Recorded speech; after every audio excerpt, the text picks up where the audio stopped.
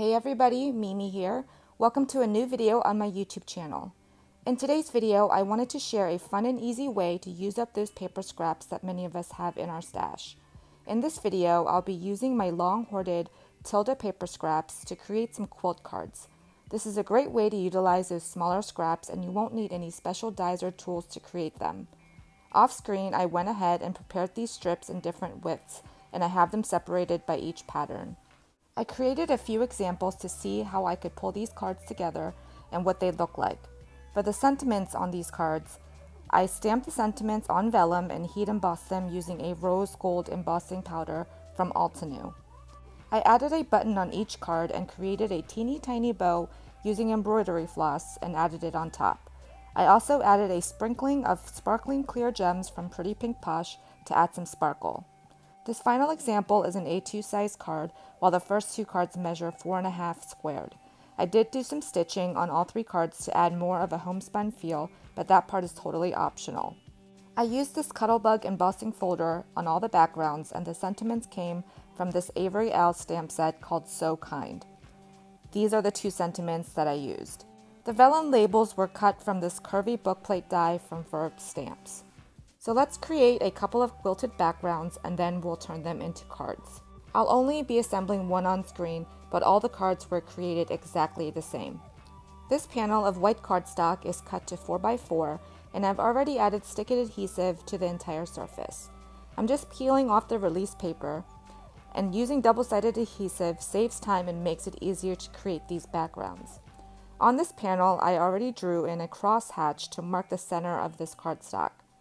This is a 1-inch square that I'll be using my pencil lines to line up diagonally. I didn't do a very good job keeping my guidelines straight, so I'm kind of eyeballing the placement. In the end, when the background is finished, you will hardly be able to tell if it was perfectly straight or not. Next, I'm just adhering 4 strips around the square. I'll continue doing that, working from the center out, just making sure to butt up each strip next to the previous one. This pattern is super easy and comes together really fast.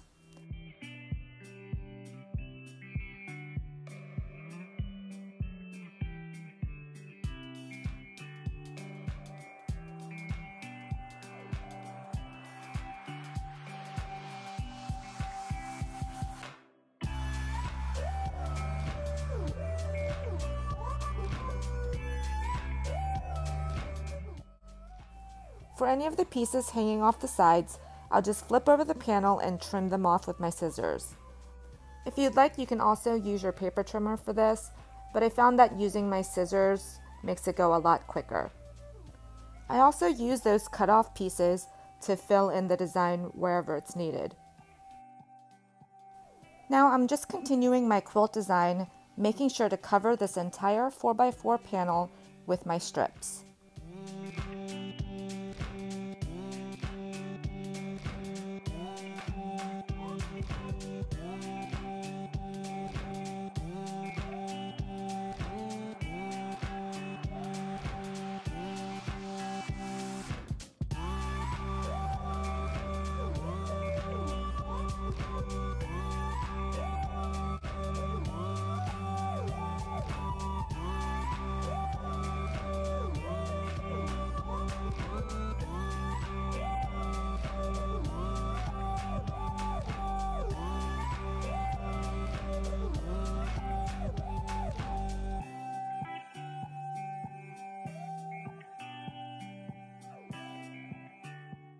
And here's the first background all completed.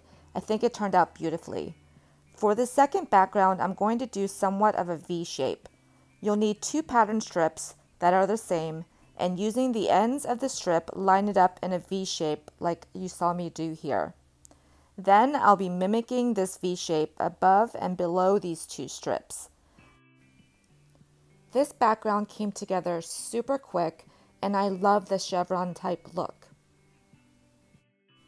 There are so many patterns you can create using just strips of your scrap paper, so just have fun with it.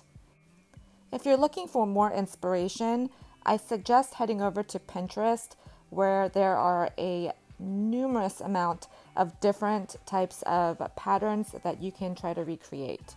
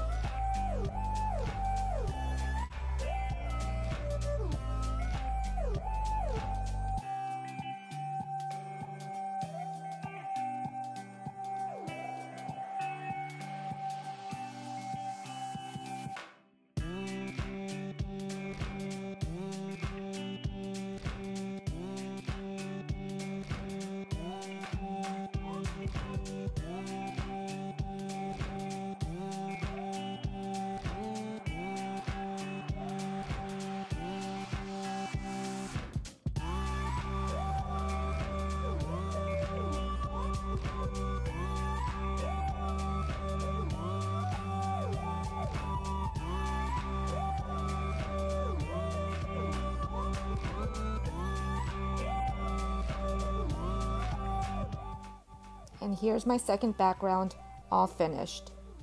Off screen, I ran these panels through my Big Shot using my Gina Marie Designs Stitch Squares die set. This added that faux stitching rather than having to sew. I also used 2 different embossing folders to complete that quilted look. This one has a Flourish pattern, and then this one has roses all over it. Now let's go ahead and put a card together using this background. First, I cut a pink cardstock mat that measures 4 1/4 by 4 1/4 to go behind this piece. I'll be using my art glitter glue to adhere these together. This will have a nice border on all 4 sides, highlighting the quilted panel really nicely.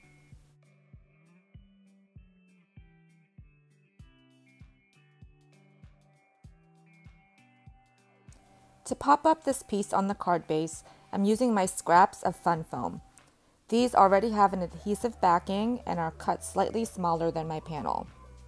So I'm just adhering those down, and this foam will give this panel some slight dimension. I'm now taking my card base made out of Nina Desert Storm cardstock, and this is cut to 4 1/2 by 9 inches. I then scored this in my mini scoreboard at 4 1/2 inches to create a 4 1/2 inch squared card base. I make sure to burnish that crease really well using my Teflon bone folder. All I have left to do is adhere my panel to the front of my card base, add a sentiment, and do a little bit of embellishing.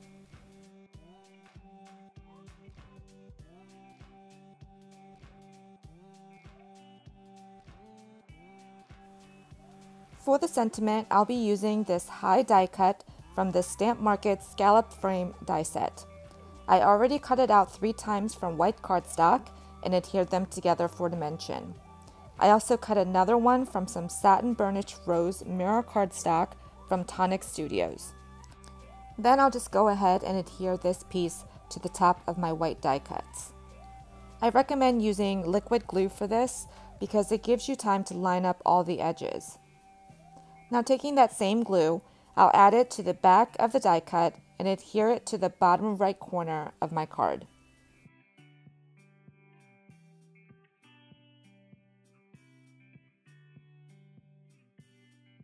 And of course, you can't forget about the tittle on the eye. I prepared this button by using some embroidery floss through the holes, and I'll just use a tiny bit of hot glue to adhere it to the card.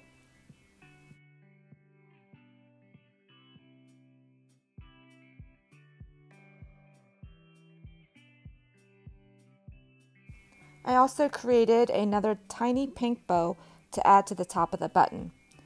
I did use liquid glue to adhere that in place since the hot glue would be seen.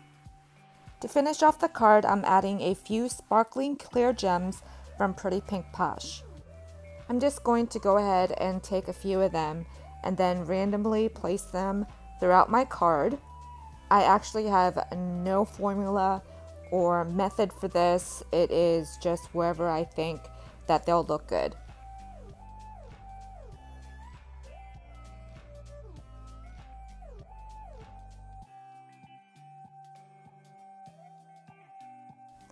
Now that I'm happy with the placement, I'll use my crystal katana to pick them up, add a small dab of glue, and then stick them in place.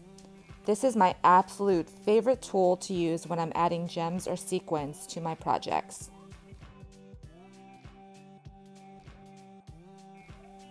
And the card is finished. I love how all these cards turned out, and it was a great way to use up those scraps I've been hoarding.